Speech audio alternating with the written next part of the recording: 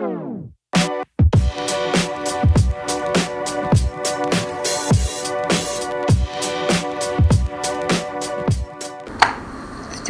हम पढ़ रहे हैं द गुप्ता एम्पायर। आज हम पढ़ेंगे नेक्स्ट टॉपिक। ये 6th क्लास का चैप्टर है, इसको हम कंटिन्यू करेंगे।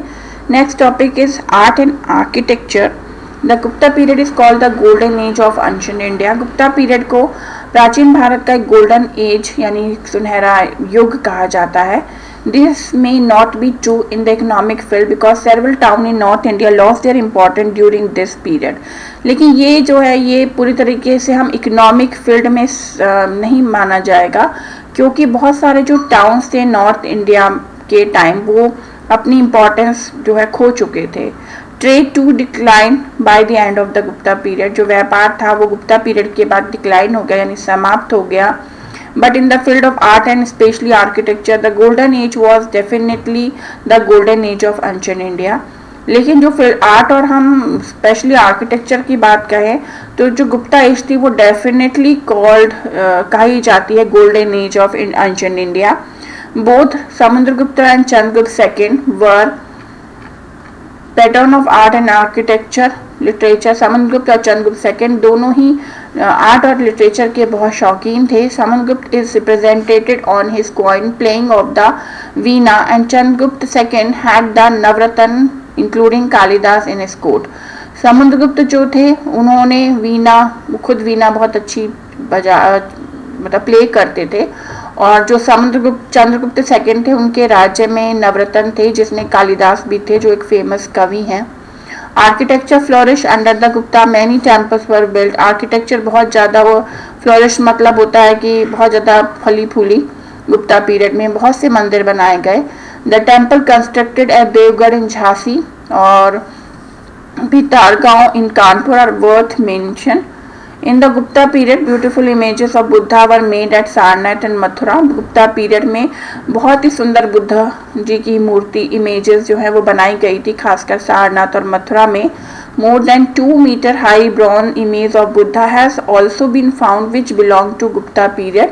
इसी समय पर लगभग 2 मीटर की बुद्धा इमेज जो ब्रॉन्ज इमेज है, ब्रॉन्ज में बनी थी, ब्रॉन्ज मेटल की थी, वो मिली है। लगभग 2 मीटर हाइट है, गुप्ता पीरियड के टाइम की है ये। However, the greatest specimen of Buddhist art in Gupta period is provided by Ajanta painting. खासकर जो मेन जिसे हम कहेंगे अद्भुत छवि चीजें जो हैं वो बौद्धिस्ट आर्ट की गुप्ता पीरियड में जो मिली हैं वो अजंता पेंटिंग है। ये है Ajanta painting. These painting depict various events from the life of the Buddha। ये जो पेंटिंग है ये बुद्धा गौतम बुद्ध की लाइफ के बहुत सारे चरित्रों को बताती है। These painting are lively and natural, पूरी तरीके से जीवंत यानी लाइवली और नेचुरल लगती है। The brilliance of their colour had not faded even after 14th century। इसके बाद भी इसके जो कलर हैं वो फेड नहीं हुए हैं। The craftsman during the Gupta period excelled in the craftsmanship of bronze and iron. ये अशोका पिलर है, देखिए ये भी गुप्ता पीरियड का है। जो क्राफ्टमैन थे गुप्ता पीरियड के वो बहुत ही एक्सीलेंट थे क्राफ्टमैनशिप में, जो कि वो ब्रॉन्ज और आयरन मेटल से बनाते थे। Several bronze image of Buddha began to be made in Gupta period में। बहुत सारी बुद्धा गौतम बुद्ध की इमेज जो है ब्रॉन्ज में बनी हुई है। In case of iron work, the best example is the iron pillar found near Qutub Minar in Delhi, manufactured in the 4th century AD। ये जो पिक्चर है ये आपने कुतुब मीनार अगर आप गए होंगे तो आपने देखी होगी। वहाँ पर ये स्तूप पूरा जो है वो आपको देखने को मिलेगा। ये जो है ये आयरन पिलर है और ये पूरा आयरन वर्क है जो कि कुतुब मीनार जो दिल्ली में है उसके पास है, उसी में है, जो कि लगभग 4th century AD में बनाया गया था। The pillar had not rusted in the subsequent 15th century, तक भी ये खत्म नहीं हुआ था। It show the super quality of metal and technological skill of the craftsman. ये उस समय के क्राफ्टमैन की स्किल यानी उनकी योग्यता और उनके टेक्नोलॉजिकल ब्रिलियंसी को दिखाता है। नेक्स्ट है literature. The Gupta period saw the birth of rich literature. Gupta period ने रिच मतलब बहुत ही शानदार लिटरेचर जो है जिसे हम साहित्य बोलते हैं उसका जन्म हुआ था गुप्ता पीरियड में। Excellent poems and dramas in Sanskrit were compose in this time. इस समय पर बहुत ही अच्छे ड्रामा यानी कि जो नाटक होते हैं और जो कविताएं होती हैं वो कंपोज की गई थी द वर्ल्ड फेमस कालिदास एब्डॉन the court of Chandragupta second, Kalidasa Chandragupta second के कोर्ट में थे और नवरत्नों में से थे। His famous work include Mahadutam, Raghuvansham, Abhijnanam Shakuntalam, ये सब उनके बहुत ही फेमस प्ले हैं। Abhijnana Shakuntalam is consider to be one of the best 100 literary work in the world. जो अभिज्ञान शकुंतलम है ये जो है वर्ल्ड के जो बेस्ट 100 लिटरेचर है उनमें से एक है। तो सोचिए कितना अच्छा लिटरेचर है ये। It is one of the earliest Indian writing to be translated in European language. ये पहला ऐसा इंडियन राइटिंग थी जो कई सारे यूरोपियन लैंग्वेज में ट्रांसलेट की गई थी। The world famous stories from children called Panchatantra by Vishnu Sharma were also written during this period. पूरे वर्ल्ड फेमस जो बच्चों की बुक है पंचतंत्र, जिसमें बच्चों के लिए बहुत ही मॉरल स्टोरीज हैं जो कि विष्णु शर्मा जी ने लिखी थी, वो भी इसी समय पर लिखी गई थी।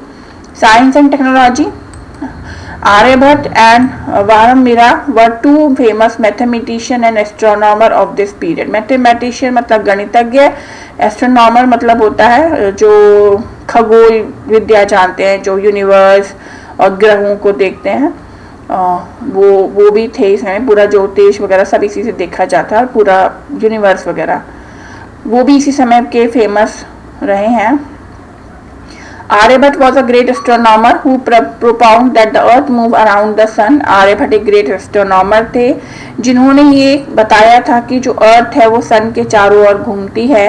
He also stated that the earth moves on its axis। उन्होंने ये भी कहा था कि जो अर्थ है वो सन के चारों ओर तो मूव करती ही है, साथ साथ अपनी एक्सिस में भी घूमती है, जैसे हमने ज्योग्राफी में पढ़ा है।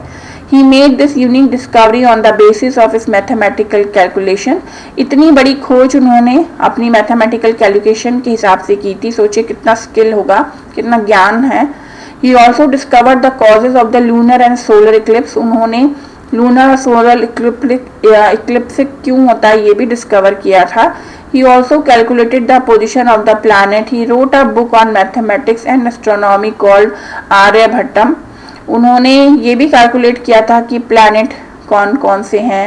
उन्होंने एक बहुत ही फेमस बुक लिखी है मैथमेटिक्स और एस्ट्रोनॉमी पे, जिसे वो आर्यभट्टम कहते हैं, उसका नाम है इसका। In the field of mathematics Aryabhatta know about the decimal system. Mathematics में आर्यभट्ट ने डेसिमल सिस्टम को बताया। The concept of zero was also known and introduce to the world by Aryabhatta. जो जीरो का कॉन्सेप्ट है वो इंट्रोड्यूस ही आर्यभट्ट ने किया था। वारामिरा अनदर फेमस एस्ट्रोनॉमर रोट बृहत संहिता। वारामिरा दूसरे एस्ट्रोनॉमर थे इस समय के जिन्होंने ब्रह्म संहिता लिखी थी। He stated that the moon revolved round the earth and the earth revolved round the sun। इन्होंने कहा था, इन्होंने डिस्कवर किया था कि जो मून है वो पृथ्वी के चारों ओर घूम रहा है और जो पृथ्वी है वो सूर्य के चारों ओर घूम रही है। It is because of the excellent achievement in art, architecture, science and mathematics that the Gupta period is known as the golden age of ancient India।